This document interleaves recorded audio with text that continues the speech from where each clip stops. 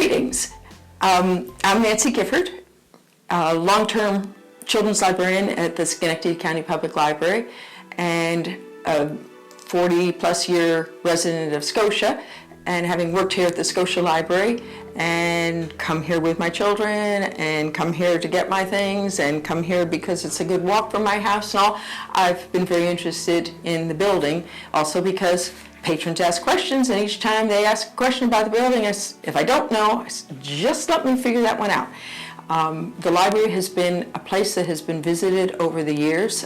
When my children were in second grade, that was the highlight of second grade from Lincoln School in the Scotia Glenville School District, that you walked down to the library. All the second grade classes walked down together, and they had to pay attention because when they got back, they had to draw maps talking about the things they had seen. So they'd come here to the library. Some would come for a tour and story, and others would be outside playing, and then they'd rotate around, then they'd all have a picnic and walk back to school.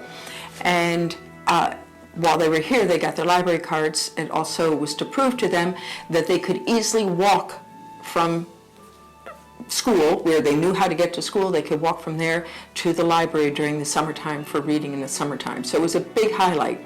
Later on, I found out it had been a highlight for over 40 years before that. So we'll get to that in a little bit.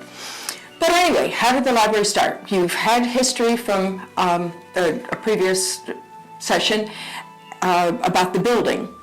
But before it actually became a library, in 1922, the building was left to the Daughters of Wisdom, which was a Catholic sisterhood. And they had some goals, but it cost too much because it wasn't just this building. It was most of the land for the park, which was a dairy farm, and they couldn't afford to keep it up. It took a lot of work. So in 1928, the village purchased the property, and then in 1929, it became the Scotia Free Library. But prior to that, in February of 1923, there was a Scotia Village Book Club. And it started at the home of Miss Martha Bauman and on Sunnyside Road. At their second meeting, in March of 23, they decided to assess each member $2 and to buy the books that they were going to use for book discussion. And then they realized the books were too expensive, so they added it to 25 cents additional person. And for some reason, at that point, they decided 25 was the maximum number of members they could have in their book club. And they did charge a fine then of 25 cents if they were over the allotted time. I like the wording from their minutes. In November 1923, they voted that books in the club's possession be put in custody of a committee as a nucleus for a library for the village of Scotia. So that was 1923 when they were first starting to think the idea that there were enough people here in Scotia that needed that for cultural things. And their group did meet every 2 months, but not in the summer. In the summer, well, they picnicked in June, and once when they were at Mrs. Glenn's camp in Galway, it was so hot, they stayed inside, took off their dresses, and sat around in their slips. So times have changed. Then in 1924, Mrs. Dalton asked if her Sunday school class could possibly read the books at the end of the year, but they would only, since they would be used when they had them, they'd only pay $1 per person. And it didn't take much thinking because they did agree. In 1924, the balance in the book club treasury was $1.63. So they decided they would do that. And in 1926, they listed the types of books that they read. There were 8 biographies, 1 humor, 1 horticulture, 2 poetry, 4 travel, 1 science, 1 drama, 8 fiction books. With a note, previously, we were very careful to have a variety of choices. Things have changed. So it's kind of interesting to see what happens. Then when it became a library in 1929, their collection of books were the basis for the village library. And they didn't mention too much more about it in their minutes, but in 1935, there was mention that there was a new children's room opened at the library here. And they used the front part of the library where we come in now, where you have the circulation desk and that front fireplace, because of the appropriate looking like a proper living room. Because it had the fireplace, it had two entrances, including the split Dutch door that we don't use that goes from the porch, and because of the glassed area, which is such a beautiful sitting place, because the sun came in there and you could see the lake and see over the property. So it was considered that was a very appropriate place to have the library. And each year, they donated money to the library, and although it was only $5 annually, they were very proud of themselves for allowing that much. And over time, they figured they donated about 1,300 books to the library. But they were also, in 1949, this library, which had been the Scotia Free Library, became part of the Schenectady County Public Library system.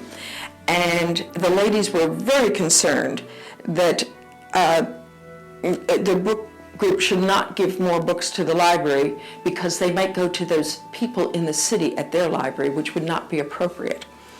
But I guess they were overruled. And then in March 1977, there was talk about having the library become independent again because there were major budget cuts, and several of the smaller libraries, Scotia being one of them, were slated for closing if the legislature did not come up with some more funding. And at that time, approximately 1/3 of the county population was a library card holder, with about 58,000 card holders. And the interesting thing is, 10% of those card holders were residents of Scotia. And Scotia was a busy place then because they had the largest circulation of any of the branches. This was before Niskayuna, before Glenville, before the newer Rotterdam one. And they had nearly 10% of the total circulation. So there's some interesting with it, but it didn't close. They had looked at the possibility of moving the library to Mohawk School because they assumed that the school district was rich enough to support the library. And there was concern because the building was deteriorating, and their quotes, one of the reasons it was deteriorating was no money had been put into the library. We would go 20, 25 years without getting the outside painted. So it was sad. But people started rallying behind it. But back to when we first started. It's very interesting because several years back, and it had to have been before 2015, one morning when I was here getting ready for story hour, and all my kids were coming in, the phone rang, I answered the phone, and the gentleman on the phone said, "You don't know me, but I've lived all my life in the library." I said, "Okay, that's nice." I'm seeing hordes of kids coming in, and he said, "No, you don't understand. I was born upstairs in your library," which stopped me dead in my tracks. And he explained that, yes, his mother, Miss O'Brien, was the first librarian, official librarian hired in 1933, September 1933. Anne O'Brien was hired, and then he was born in 1934 and lived upstairs until the time that he went to college, which was around the same time that the county had taken over the library. And for a while, even after the county took over the library, he lived upstairs. And then when he went to college, I found no mention of his dad, but his mother did move out. His mother and his aunt moved out.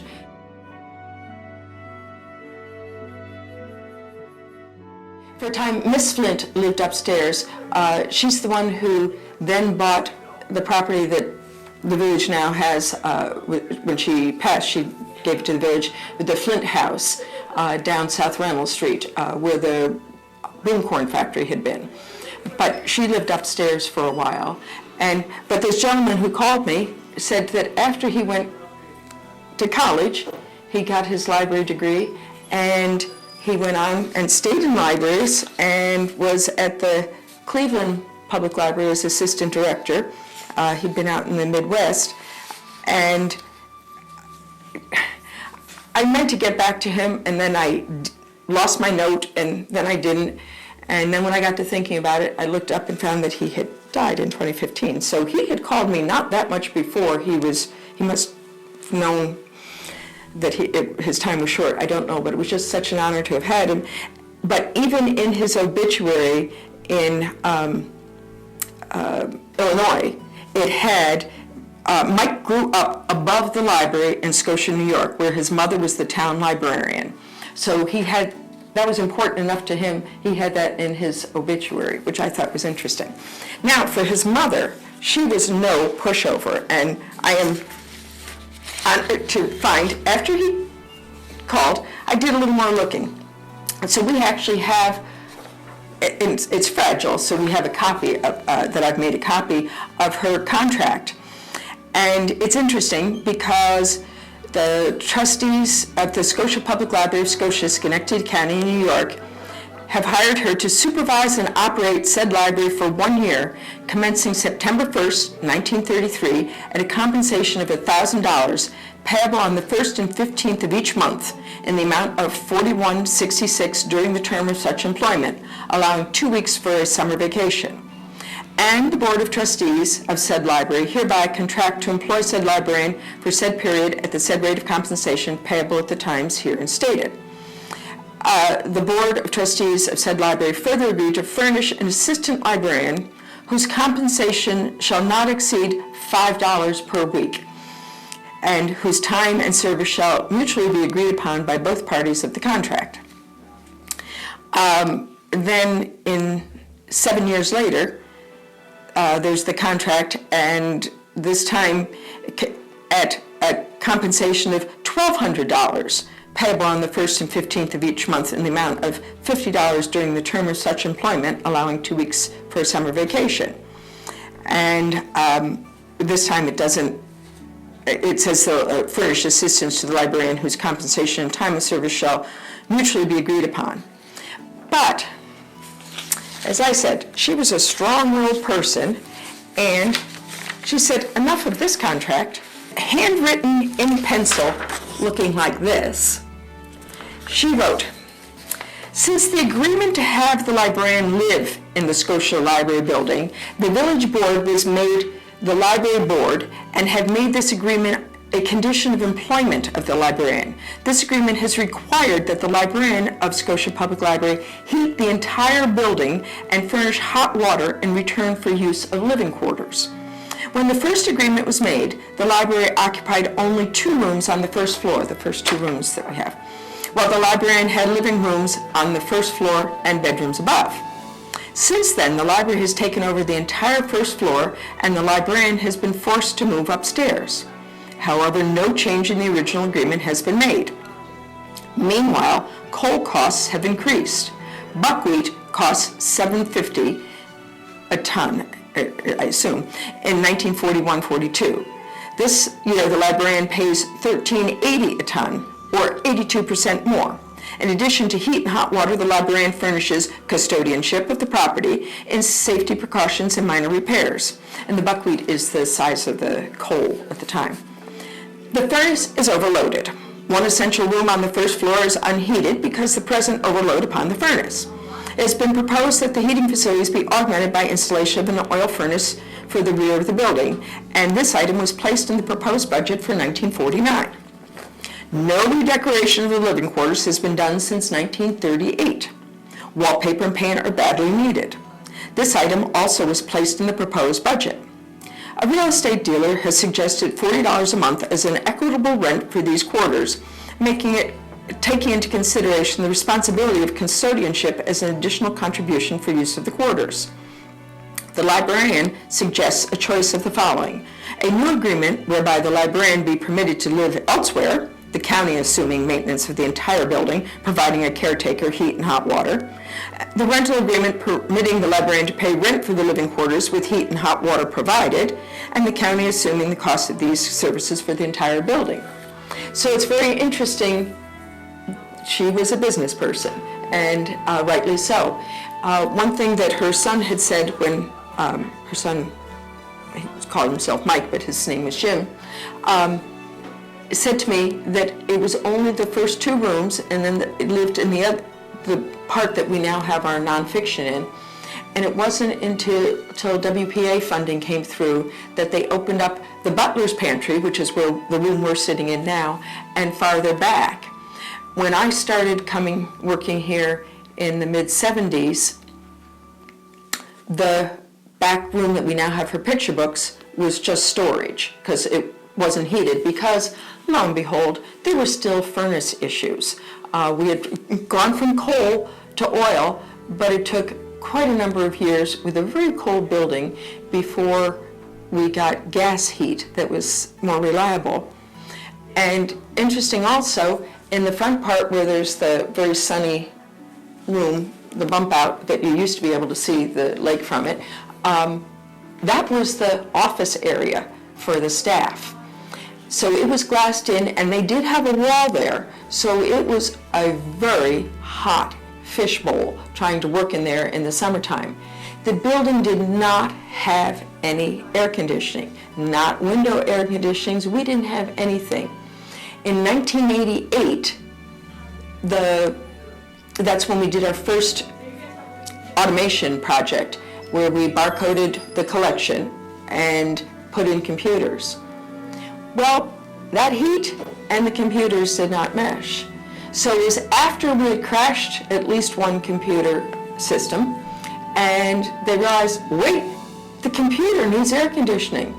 And we were thinking, it's about time they realized the staff needs air conditioning too. We're sitting here in this glass fishbowl dying of the heat. And so then window air conditioners have periodically been installed, not completely adequately, but it's made a huge difference, and the computers then have not crashed. But it was not for the staff, it was for the computers that the air conditioning came in. So then in 1998, there have been piecemeal renovations over the years, but in 1998 a major renovation was done, closing the library for a while. And it was interesting because there really, and I'm not sure that you can even do it now, really no 2 places that you could move a foot and measure floor to ceiling and have the same measurement, because the floor goes this way, the ceiling goes this way. But it's still an absolutely charming building. And one of the things, when I mentioned earlier with the second graders coming here, we have many, many times had older people stop by when they've been here for their class reunions and say, oh, I remember, I used to sit in this corner with so-and-so, and fond memories, because the library had a very active circulation. And in the 70s, we had about 30,000 books in this library, about 20,000 adult and 10,000 children. Right now, the collection has been weeded out. There's more space, and the collection is down to about 11,000 books. So it's about a third of the number of books that were here when it was so crowded. And they had looked at that time about expanding this library and ended up instead with building the Glenville Library, because so many people had spread out as the town had grown out of the village. But with the people coming back for class reunions, and one Friday afternoon I had an older woman, and she said she was here for her 50th class reunion, and she was looking all around, and I said, can I help you with something? And she said, when my class came, I had the measles, and so I couldn't come, and I never got to go downstairs in the library. And she said, my brothers teased me because they got to go, and I never got to go. And I said, okay, we can take care of that. I said, nothing's changed. Probably some of the same cobwebs are down there. And so she went, I showed her down there, and when she finished and came back up, she had tears in her eyes. She said, all these years I have wanted to do that, and I've never been brave enough to ask. So I was pleased. For the most part, we don't take people downstairs now, but we will have an opportunity to do that with the filming that will take you down and show you some of the highlights. One thing to remember, although there has been a lot of talk about it, there is no passageway for the Underground Railroad. When they were doing renovation, they found there was a passage about 6 feet below the surface, and it was 3 feet in diameter, and it extended toward Mohawk Ave. It has been blocked off since then, but it may have been an escape route because, as you learned with the history, there were wars that were happening in the 1700s, and so it might be an escape route, or it could have just been a way to get easily to the Glen Mansion in the wintertime and not have to go out in the snow and the ice, which was much colder and snowier than it is now. And most likely, it was also used to store vegetables because nothing went to waste, and this was an active farm, so they would have the vegetables to store during the wintertime. So that was found at the time, but there's been no actual documentation that it was part of the Underground Railroad. It's been a phenomenally growing rumor, but it has never been actually documented in several different studies. So in the meantime, we enjoy the library as it has changed. Another thing that's changed, some of you listening might remember fondly how you used to go upstairs for story hour. And for many, many years we went upstairs, partly so we didn't disturb the grown-ups downstairs when we made noise. And we made a lot of noise sometimes, and with stamping and having a good time. But then it was decided that it would be safer to have everybody downstairs, which is one of the times we had a major reading because the downstairs had so many bookcases in it. And so we moved downstairs for story hour. And that was also a change in things, and we invited the parents to stay. Some of them did. A lot of them found that Dunkin' Donuts across the street was still a much more inviting option than staying with their children. So that's kind of it in a nutshell. And the same thing goes, though. If you're hearing this and you have questions, don't forget to come and ask, and we'll see if we can answer them.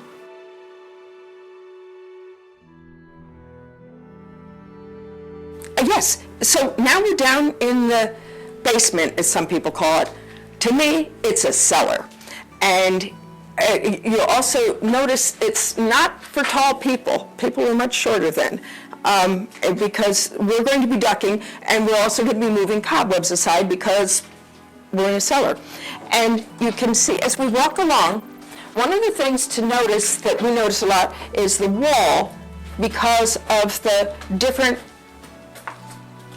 theories on what was built as a wall. Right now we're in the newer part of the building that was added on when, I have no idea, but it was added on, and so the wall is a little more finished. And then as we come over here, this curved brick area right through here, this is where the cistern was, where you would gather, you keep the water, and all the old homes had cisterns. I grew up with a cistern at our house. Ours was a 1880s house in Schenectady County.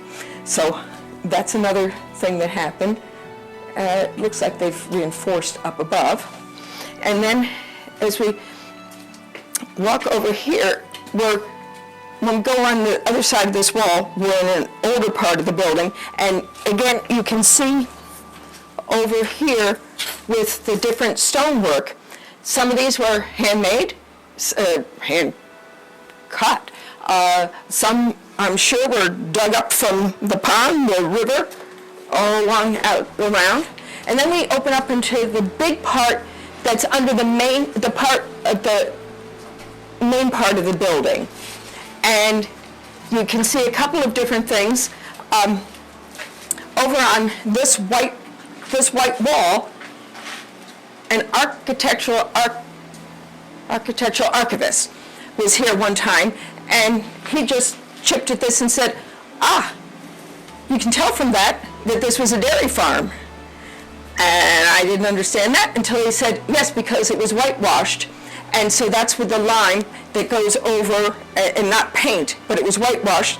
And then with having, there's one noticeable hole here, and, well, he pointed out several, but he said that's where they would have had stanchions to bring in the cows, because he said it was just too cold to milk them outside in the wintertime, so they'd bring them in down, that used to open up to the outside from the bulkhead, and they'd come down here, be here and here for milking. As I said, it was an active dairy farm. A raised brick area here, which, and another curved brick area here, which I'm sure was for the coal bin. Again, growing up in a house, we had because you had to have the coal come in from the outside, and that it would be here. That would have been the oil burner that Miss O'Brien was hoping for, and that was still functioning through the 80s, I'm going to say, before we ended up with the gas one that's here. Now, here's where, and if we can come a little closer carefully, we're heading towards Mohawk Avenue. And you can see right here how there's this curved arch that goes over, and that's been thought that might have been the underground, but it doesn't make sense either. But it does come up by the chimney. But there you can see the mishmash of bricks. And over here, when you see these great big long stones, those are definitely older ones, but it's changed right here. Who knows? I am not speculating. I'll let other people speculate of how it came to be and why, but you can tell different time periods. And also, while standing right there, if we look up, you can see the beams and how they've been shimmied, and it's definitely older wood and hand hewn. So it's, yes, we have reinforced things, so please don't worry, it's safe to come to the library. We've reinforced things, we've put in new for a sump pump and drainage and all, because we are quite close to the water. And in 2011 with Hurricane Irene, man, were we ready for and worried, because the water came up so high in the park. It came within about 8 inches of being high enough that it would have wiped us out. But it's interesting seeing the different theories of brick and whatnot. They were practical. It's a foundation. We need it sturdy. What do we have? And you didn't go to Home Depot or Lowe's to get it. You made do with what you had and what you could get.